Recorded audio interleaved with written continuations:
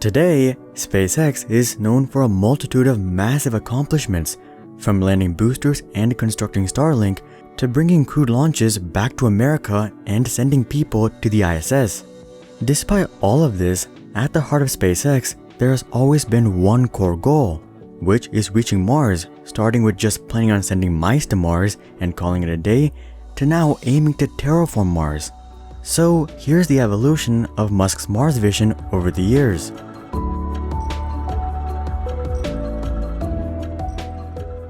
Starting off, Elon Musk's yearning to accomplish something bigger than life would really start to take shape on his 30th birthday.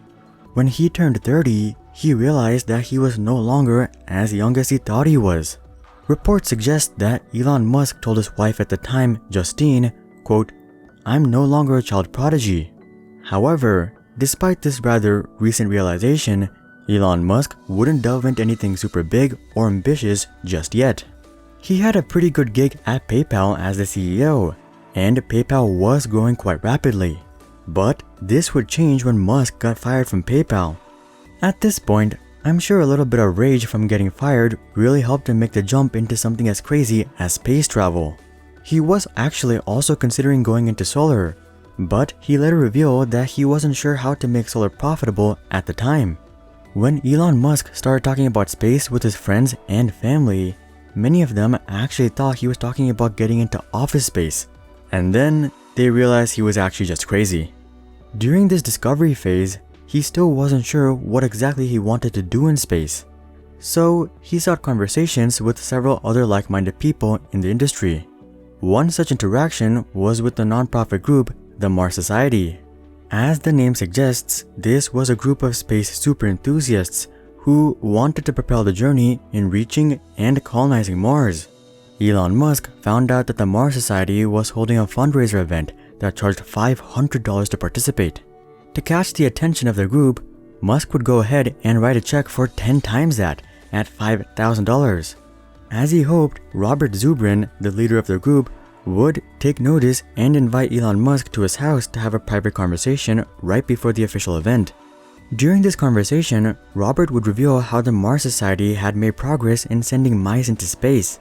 Thus far, they had conducted several experiments with mice in the Arctic that was intended to recreate the conditions on Mars.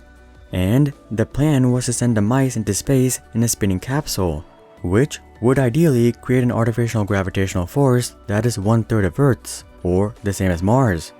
After this conversation, Robert would introduce Musk to many of the top voices in the group, such as director James Cameron at the actual fundraiser event.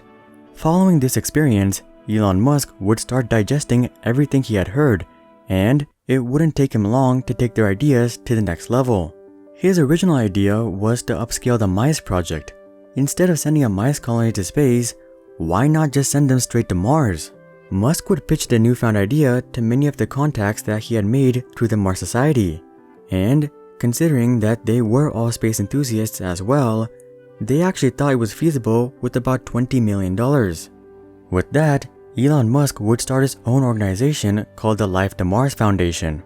He wasn't exactly looking to start a large-scale business or anything along those lines.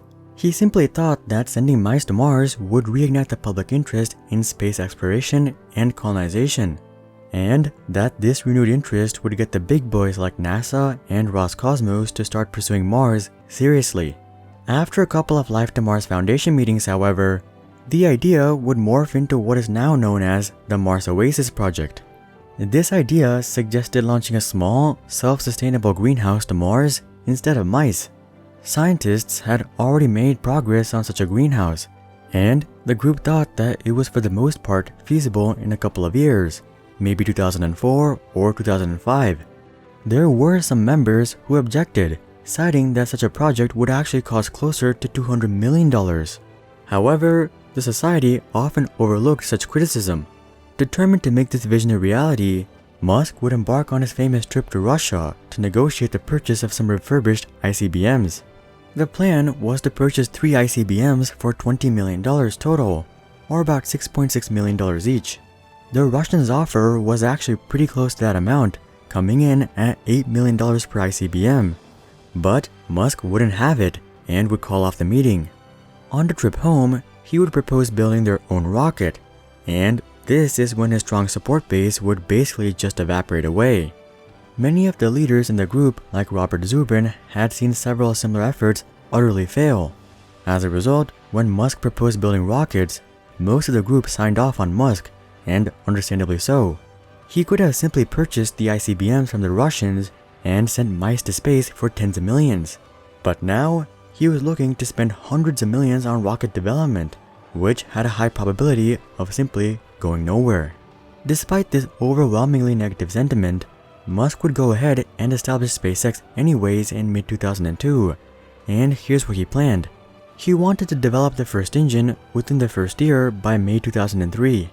Following this, he wanted the second engine done by June of 2003. July of 2003 would be dedicated to assembling the body of the rocket, and the first launch would take place in November 2003. After this, a Mars plan was slated to happen by the end of the decade, or at least that was the plan. In reality, it would take up until fall of 2004 for them to just finish the first engine, or the Merlin engine. On the bright side though, the Merlin engine was one of the most efficient rocket engines in history. So, though it was taking much longer than anticipated, the development did look quite promising. It would nonetheless take until late 2008 before SpaceX would succeed in launching the Falcon 1 into orbit. Following this success, SpaceX would win a contract from NASA to supply the ISS worth over $1 billion. And this would be the turning point at which SpaceX could shift their focus from survival to Mars once again. Soon after, in 2010, SpaceX would launch their first Falcon 9, and Elon Musk would announce the Falcon Heavy in 2011. The Falcon Heavy was originally slated to be the gateway to Mars, as it was expected to be able to carry 16,800 kilograms to Mars. The idea was really quite simple. They got the Falcon 9 working already, so why not just slap 3 Falcon 9 boosters together to allow for greater payload to be delivered deep into space? Quite simple in theory, but in practice, this turned out to be much harder than originally anticipated. Originally, the plan was Falcon Heavy launching by 2013, and they could start doing supply runs to Mars in the second half of the decade. They weren't quite sure if they wanted to use Falcon Heavy for crewed missions to Mars, but it did seem like a good choice, at least for supply runs. This was also the time period in which Musk would get his idea to nuke Mars. The idea entails launching controlled nuclear missiles at Mars, which would explode in the Martian atmosphere. These explosions would essentially create short-term heat sources, which will in turn melt the ice at Mars's polar caps. The melting of the ice would release CO2 into the Martian atmosphere, and as we all know, excessive CO2 emissions cause global warming. So really, Elon Musk plans to artificially start global warming on Mars by nuking it. Critics of the idea have suggested that such a plan would require at least 10,000 missiles, to which Elon Musk replied, "No problem."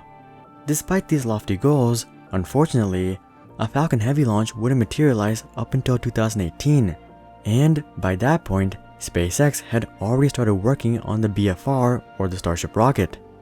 And this brings us to the stage that we were in for the last couple of years. The plan was for Starship to be used for uncrewed supply runs throughout 2022, and a crewed mission would take place in 2024. However, in October, this too was pushed back. Starship has been making incredible progress so far, but it's by no means ready to go to Mars or even the Moon at this point, as it's still very much in the early stages of development. The most recent timeline proposed by Elon Musk is uncrewed supply runs to Mars using Starship in 2024 and crewed missions starting in 2026. I'm not quite sure these dates will pan out either, but given the serious progress with Starship and the fact that SpaceX is mostly in the green for survival, as they have established themselves as a reliable commercial launcher as well as Starlink, I think a crewed Mars mission by the end of this decade is quite possible. At the end of the day, Elon Musk basically had a midlife crisis at 30 years old, which made him wander into the space community. The original idea was to simply send mice to Mars by 2004, but now we're looking at launching 10,000 nuclear missiles at Mars. In all seriousness though, those were the various stages of Elon's Mars vision, and today we think we're finally on the cusp of making it a reality. But we'll just have to wait and see. Do you guys think Starship is the key to Mars? Comment that down below. Also, drop a like if you guys are excited to finally put people on Mars. And of course, consider joining our Discord community to suggest future video ideas. And consider subscribing to see more questions logically answered. But until then, I'm Hari, and I'll see you guys on the next one.